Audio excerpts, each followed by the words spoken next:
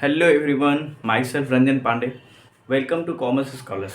आज हम डिस्कस करने वाले हैं revaluation of asset and liabilities.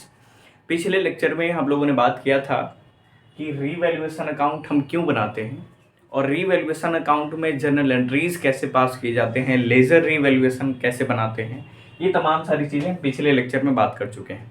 आज इस पर एक अच्छा सा कॉन्सेप्चुअल क्वेश्चन लेते हैं और समझने का प्रयास करते हैं कि रीवैल्यूएशन अकाउंट और साथ ही साथ पार्टनर्स कैपिटल अकाउंट हम कैसे प्रिपेयर करेंगे।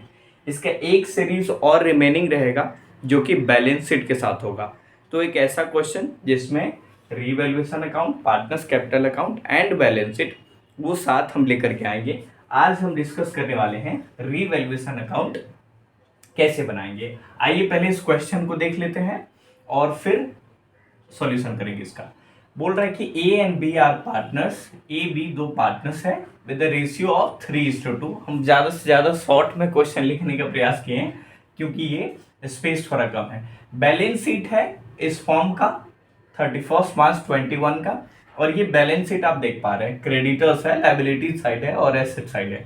क्रेडिटर्स है, बीपी है, रिजर्व है और ये सारा बात है। आइए हम यहां से क्वेश्चन पढ़ते हैं। On the date C is admitted for 1/5 share and brings rupees 50,000 as capital and rupees 20,000 as premium for goodwill।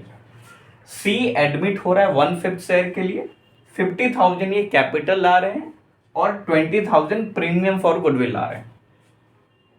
अब रिवैल्यूएशन होता है एसेट का। फर्नीचर के बारे में कहा जाता है कि furniture and B are revalued at rupees 1,00,000 and 80,000 respectively. इसका मतलब क्या है, हमारा जो पुराना वैल्यू होगा फर्नीचर का, अब जो नया वैल्यू है इसके बीच में क्या होगा, कुछ ना कुछ तो डिफरेंस होगा क्योंकि रीवैल्यूएशन हुआ है। रीवैल्यूएशन का मतलब आप समझ ही रहे हैं कि उसका फिर से हम वैल्यूएशन कर रहे हैं ताकि क्या आज का वैल्यूएशन है। रीवैल्यूएशन मतलब आज का वैल्यू क्या है, और जब हम फर्नीचर परचेज किए थे, क्योंकि ये पुराना बैलेंस शीट है और परचेज किया था और ये आज का वैल्यू है, तो आज का जो फर्नीचर है वो बोल रहा है कि 1,00,000 हो गया है एंड जो बी आर है आपका बिल्स रिसीवेबल वो 80,000 का हो गया है। ओके। सेकेंड है plant is increase by 20,000। Plant जो है आपका 20,000 से इंक्रीज हो गया है। BP is increase by rupees 10,000। आपका जो बिल्स पेबल है वो भी आपका इंक्रीज हो गया है 10,000 से।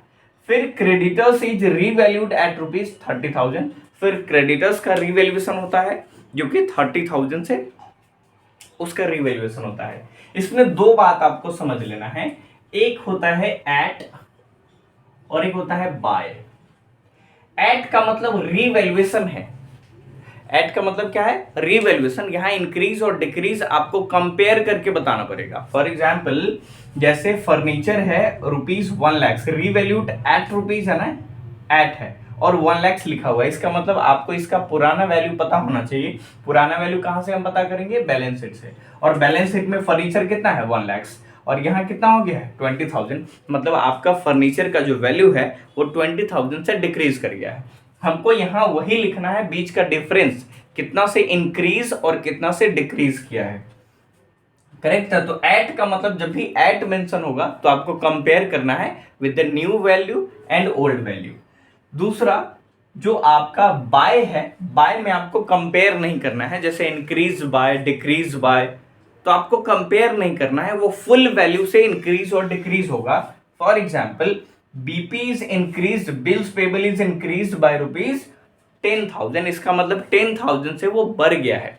तो यहां आपको कोई कंपेरिजन, कोई कंपेयर नहीं करना। आप देखिए पुराना वैल्यू 30,000 है, ये 10,000 से इंक्रीज कर गया, तो हमको पुराना वैल्यू से कोई मतलब नहीं है, ये 10,000 से ही इंक्रीज हुआ है। अब जैसा कि पिछले क्लास में हम डिस्कस किए थे कि रीवैल्यूएशन अकाउंट ये डेबिट साइड है और ये क्रेडिट साइड है। हम डेबिट साइड लॉस को डेबिट करेंगे और प्रॉफिट को क्रेडिट करेंगे। अब आइए एक एक एंट्री से हम समझते हैं किसमें लॉस हो रहा है, किसमें प्रॉफिट हो रहा है। फर्नीचर एंड, क्योंकि ये गुडविल है और ट्रीटमेंट ऑफ गुडविल यहां रिवैल्यूएशन में नहीं आएगा, वो पार्टनर्स कैपिटल में आएगा, इसलिए फर्स्ट टॉपिक से आप स्टार्ट करेंगे। Furniture and B are revalued at rupees 1,00,000 and 80,000। अब देखिए फर्नीचर का वैल्यू 1,00,000 है, पुराना वैल्यू 1,20,000 है, इसका मतलब 20,000 का लॉस है। तो यहां आप लिखेंगे टू फर्नीचर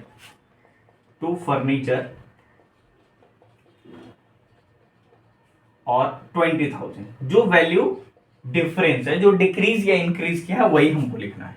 दूसरा, जो आपका बी आर है वो 80,000 हो गया है, तो पुराना वैल्यू हमारा 50,000 है, ये इंक्रीज कर गया है, तो ये प्रॉफिट हो गया। बी आर आपका एसेट इंक्रीज हुआ तो प्रॉफिट ही हुआ। और कितना इंक्रीज हुआ है? 30,000 से, क्योंकि पुराना वैल्यू कितना है? ओल्ड वैल्यू 50,000 है और हमारा न्यू वैल्यू 80,000 है, तो डिफरेंस 80,000 30,000। अब सेकेंड है कि plant is increase by ₹20,000। Plant आपका इंक्रीज हो गया है, तो प्लांट एसेट होता है, और टू प्लांट यहां लिख लेंगे, और जितना वैल्यू से इंक्रीज हुआ है तो कंप्लीट वैल्यू हमको गिवन है 20,000, तो यहां लिख लेंगे हम 20,000। फिर इसके बाद सॉरी, प्लांट इंक्रीज हुआ है, तो ये आपके लिए प्रॉफिट की बात है, तो बाय प्लांट, है ना, ये सब ध्यान रखेंगे आप। 20,000, ठीक है। अब इसके बाद बीपी इज इंक्रीज। अब देखिए, बीपी लाइबिलिटीज होता है, और लाइबिलिटीज इंक्रीज होगा तो लॉस में कन्वर्ट हो जाएगा, तो वो लॉस है हमारे लिए। यहां लिखेंगे to BP, to bills payable, ठीक है। और हमारा जो बिल्स पेबल है वो 10,000 से इंक्रीज कर गया है, करेक्ट है। फिर इसके बाद creditors is revalued at ₹30,000। Creditors, अब देखिए एट रुपीज है, मतलब रीवैल्यूएशन हुआ इसका, तो कंपेयर करना पड़ेगा। 30,000 इसका न्यू वैल्यू है, ओल्ड वैल्यू 20,000 है, मतलब 10,000 से इंक्रीज हो गया है, तो लॉस हुआ ये। तो आपका जो टू क्रेडिटर्स है वो 10,000 लिख लेंगे आप। अब हम क्या करेंगे? प्रॉफिट या लॉस कैलकुलेट करेंगे। अब देखिए, ये लॉस साइड है और ये प्रॉफिट साइड है। प्रॉफिट ज्यादा है, प्रॉफिट आपका है 50,000, तो दोनों साइड मेंशन कर दीजिए। जो बिगेस्ट है 50,000, यहां भी आप डाल देंगे 50,000। यहां to profit transfer as capital और बीज कैपिटल, और 10,000 है, और रेशियो आपका 3:2 है, तो ये हो जाएगा 6,000 इसका, और इसका 4,000, और टोटल 10,000 का प्रॉफिट डिस्ट्रीब्यूशन हो जाएगा। आप याद रखेंगे, कई बार बच्चे यहाँ कंफ्यूज होते हैं कि सर रीवैल्यूएशन वाला जो प्रॉफिट है उसका डिस्ट्रीब्यूशन हम कैसे करेंगे। एक बात बताइए, एडमिशन ऑफ पार्टनरशिप में जब न्यू पार्टनर एडमिट होते हैं तो आप भी जानते हैं कि उससे पहले उस न्यू पार्टनर का फॉर्म में कोई कंट्रीब्यूशन नहीं है। तो क्या इससे पहले का जो प्रॉफिट है, इससे पहले का जो एसेट है, क्या उस पर उनका राइट बनता है? Of course not. और नहीं लायबिलिटीज पे उनका कोई इंटाइटलमेंट बनता है। मतलब ये कि इससे पहले, एडमिशन से पहले का जो भी प्रॉफिट होगा, जो भी लॉस हो, उसको आप ओल्ड रेशियो में शेयर करेंगे, क्योंकि न्यू रेशियो में तो 3 पार्टनर होंगे, इसलिए हम ओल्ड रेशियो में शेयर करेंगे। तो ओल्ड रेशियो में रीवैल्यूएशन को हमेशा शेयर करेंगे। ये आप लॉजिकली इसको समझिए। ये हमारा रीवैल्यूएशन अकाउंट कंप्लीट हुआ। इधर लॉस होता, यदि इधर ज्यादा लॉस होता तो इधर अमाउंट डिक्रीज करता, बैलेंस इधर डिक्रीज करता, और इधर आपका लॉस आता, तो लिखते by loss transfer to as capital, B's capital, whatever the partners name given in the question. अब पार्टनर्स कैपिटल अकाउंट आप बना लेंगे बैलेंस शीट और इसके हेल्प से। आइए हम पहले बैलेंस शीट से जो डेटा है वो पुट डाउन कर लेते हैं। देखिए, बैलेंस शीट में जो एसेट और लायबिलिटीज है उसका रीवैल्यूएशन होकर के यहाँ आ गया है, तो हमको अब बैलेंस शीट में से पार्टनर्स कैपिटल में एसेट और लायबिलिटीज को लेकर के बहुत ज्यादा कुछ नहीं डालना है। अब देखिए क्या क्या रिमेनिंग रहा। पहले लायबिलिटी साइड में आ जाते हैं। लायबिलिटी साइड में आप देखेंगे तो एक रिजर्व है जो बाकी रहा, तो रिजर्व का डिस्ट्रीब्यूशन होता है। तो पहले हम क्या करते हैं? कैपिटल मेंशन कर लेते हैं बाय बैलेंस बीडी, क्योंकि स्पेस कम है तो थोड़ा सा ये आपको मैनेज करना है। और अमाउंट हम के में लिखेंगे, 1000 को के बोलते हैं ना, तो यहां हम 200 के यहां मेंशन है, यहां याद रखिएगा। यहां सब 1000 में हम जो भी लिखेंगे वो 1000 में आपको समझना है। यहां 100, करेक्ट है।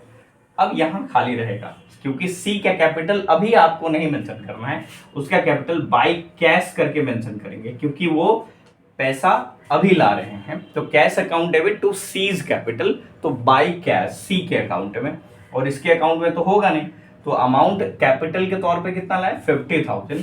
तो यहाँ कितना लिखेंगे 50K या 50, क्योंकि के ऊपर हम मेंशन कर दें। इसके बाद अब क्या आगे मेंशन करना है, अब इधर लायबिलिटी साइड में अब जो भी बचा है डिस्ट्रीब्यूशन के लिए, जैसे इस दोनों का डिस्ट्रीब्यूशन होगा, ये ओल्ड प्रॉफिट है ना, तो ओल्ड प्रॉफिट का आप डिस्ट्रीब्यूशन करेंगे, तो ये बाय रिजर्व, ठीक है, बाय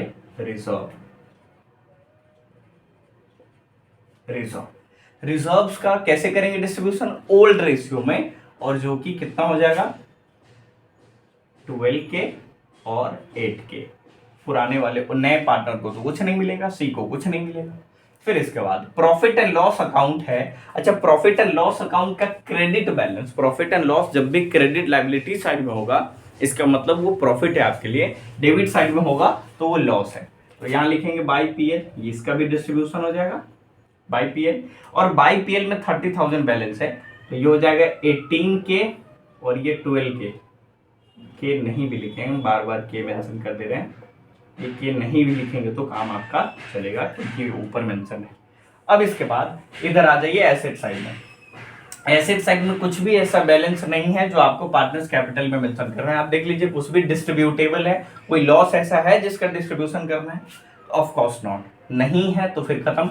अब रीवैल्यूएशन अकाउंट इसके हेल्प से आप बना चुके हैं, तो रीवैल्यूएशन का अकाउंट का जो प्रॉफिट है बाय रीवैल्यूएशन प्रॉफिट है, और वो मेंशन कर लेंगे क्योंकि वो दोनों में जाएगा। तो पार्टनर्स इसमें 6 और इसमें 4, करेक्ट है। इसके बाद अब कहीं नहीं जाएगा वो, अब खत्म है आपका बैलेंस शीट।